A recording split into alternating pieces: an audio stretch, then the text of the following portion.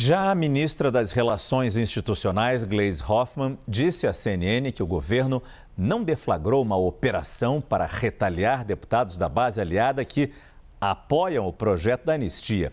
Segundo Gleisi, o esforço do Palácio do Planalto tem sido convencer os parlamentares aliados sobre a gravidade e os efeitos da proposta para a democracia.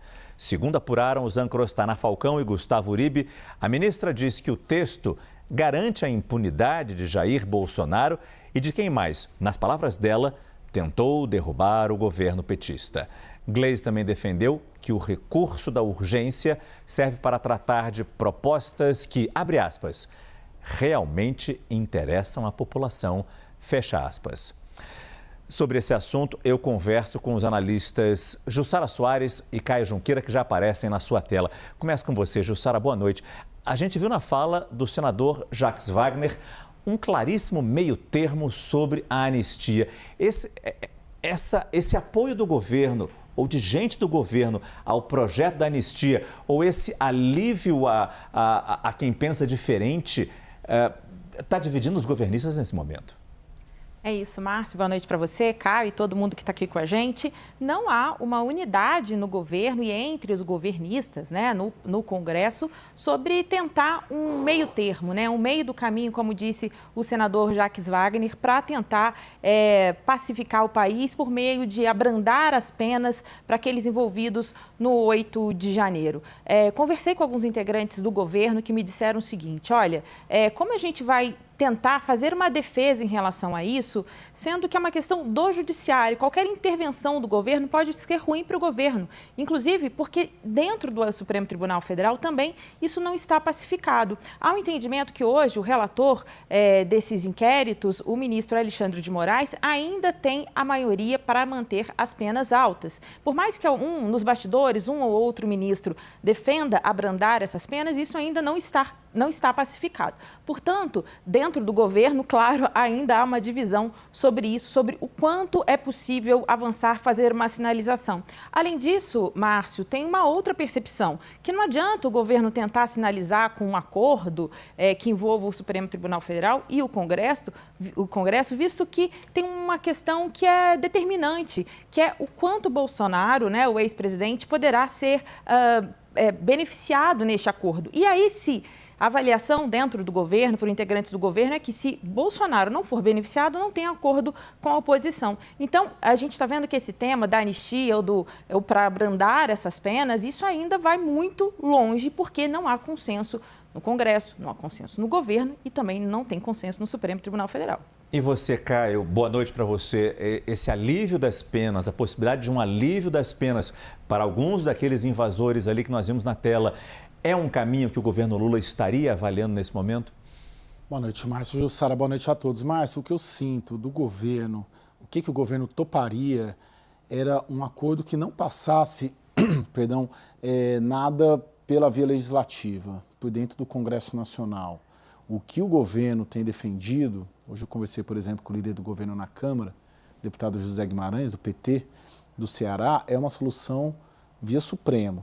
O Supremo Tribunal Federal levar adiante uma revisão da dosimetria das penas, por exemplo. Ali o governo, eu sinto que topa um debate. Nada que passe pelo Congresso Nacional, nada que passe por um requerimento de urgência ou pelo projeto de lei da anistia, mas que o Supremo Tribunal Federal, por si só, liderasse um processo de revisão das penas, né? Muitas das penas consideradas excessivas ali pela oposição, mas que fique nas mãos do Supremo e, claro, com a anuência do Legislativo e com a anuência do próprio governo. Quando eu vejo o líder do governo no Senado, o senador Jacques Wagner, colocando na mesma possibilidade de caminho do meio, eu penso, e pelo que eu levantei ali com a própria Câmara, que é um caminho do meio, capitaneado pelo Supremo e por meio da revisão das penas e uma dosimetria menos exagerada, vamos dizer assim, ou menos exacerbada,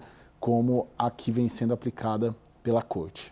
E só para ficar claro, Caio, você que falou tanto agora do governo, da posição do governo, e a oposição, já se admite flexibilizar o texto para ele poder avançar na Câmara? Sim, Márcio. Hoje eu conversei também com o Sóstenes, né, Cavalcante, que é a principal liderança levando esse debate adiante, né, líder do PL na Câmara, PL do Rio de Janeiro. E depois conversei com outras parlamentares ali da Câmara. O que eles colocam? Eles admitem, sim. É importante a gente ter em mente que o relatório, que é o relatório que está valendo hoje, ele não está mais valendo porque ele foi retirado da CCJ, que é o relatório do deputado Valadares, né, que é do União Brasil, salvo engano, do Sergipe. Esse relatório, ele prevê ali a anistia para quem participou desses movimentos e para quem financiou também. O que a oposição está topando? Né? Vai ter que ser, se esse requerimento de urgência for pautado, ou se o Hugo Mota decidir abrir uma comissão especial, ou se decide pautar diretamente no plenário, que é o que a oposição quer, obrigatoriamente vai ter um novo relatório. Um relatório de plenário ou relatório da comissão especial. E aí sim a oposição de fato admite flexibilizar esse relatório que hoje existe, que é o que está valendo, que anistia todo mundo e que abre brecha sim para os generais, para as autoridades, para o Bolsonaro, para o Braga Neto. Qual que seria a solução? O que eles topam negociar? Por exemplo, você apenas mexer nas penas mínimas dos artigos 359L e 359M do Código Penal. 359L é punição por tentativa de golpe e o 359M por abolição do Estado Democrático de Direito. 359L, pena de 4 a 8 e o outro de 8 a 12.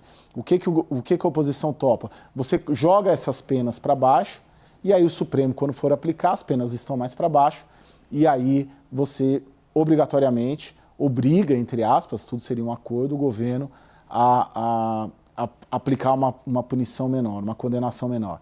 E uma alternativa a isso é você aliviar, anistiar os crimes mais graves, esses dois, por exemplo, que esses dois todos estão sendo condenados por esses. Inclusive, Jair Bolsonaro deve ser condenado por esses também. Você anistia para esses e só pune por depredação do patrimônio público, que é uma punição de 6 a 2 anos, salvo engano, Márcio. Então, são algumas alternativas que a oposição topa, sim, desde que o PL seja pautado no plenário. Jussara, como os aliados veriam essas mudanças, alterações, esse texto alternativo? Jair Bolsonaro já está a par disso? Olha, Márcio, conversei com algumas pessoas bem próximas do ex-presidente Jair Bolsonaro que chegaram a mencionar com ele sobre essa mudança, esse texto alternativo para ver se avança com o PL da anistia. Claro que a principal sugestão feita ao ex-presidente foi justamente, como disse o Caio, deixar que essa anistia ela elimine as culpas, as penas por crimes políticos e deixar aquela questão da depredação. Segundo apurei, o ex-presidente, quando ouviu essa proposta, ficou bastante em dúvida sobre isso, Márcio, porque achou que vai ter uma dificuldade, inclusive, de explicar como assim manter apenas as penas por depredação. Um dos argumentos que foi apresentado ao ex-presidente foi justamente o seguinte: olha, a gente sempre criticou a esquerda por depredações em manifestações, então esse é um argumento que a gente pode usar agora de que a gente não concorda com isso e tentar tirar disso algum benefício político, fazer algum aceno. Claro que isso ainda vai ser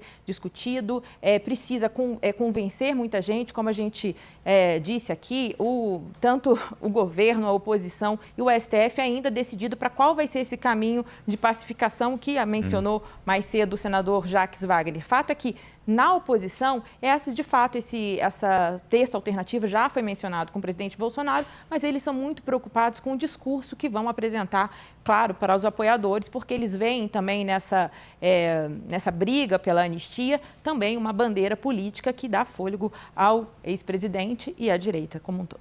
E, Caio, só mais uma pergunta rápida. Qual o grau de atenção que toda essa discussão sobre o projeto da anistia está tendo no Congresso Nacional? Até que ponto isso prejudica a tramitação de outros projetos, outras demandas que o país tem a serem tratadas ali na Câmara, mas até que ponto o foco dos deputados e senadores está nesse projeto? Vamos lá, Márcio. Não dá para a gente considerar que o Congresso parou para discutir isso ou que vai parar para discutir isso. Você tem outras agendas, por exemplo, o PEC da Segurança Pública, você tem, por exemplo, a mudança na faixa de isenção do imposto de renda, tem outros focos de atenção da base e da própria oposição também. Vamos lembrar que o presidente do PP, senador Ciro Nogueira, que defende a anistia, ele propôs, por exemplo, um texto alternativo ao do governo para a faixa de isenção do imposto de renda, que é um tema muito popular. Ou seja, o Congresso não parou, nem vai parar por conta disso. Quando a oposição tentou parar o Congresso por conta disso, não conseguiu. Obstrução. Teve que abrir exceções, né, que foi o caso do PL da reciprocidade. Né? Ficou ali uma situação constrangedora até para a oposição, porque ela prometeu obstruir e teve que abrir uma exceção neste caso e depois acabou abrindo a porteira ali e abrindo exceção para outros casos também. Mas esse é um ponto.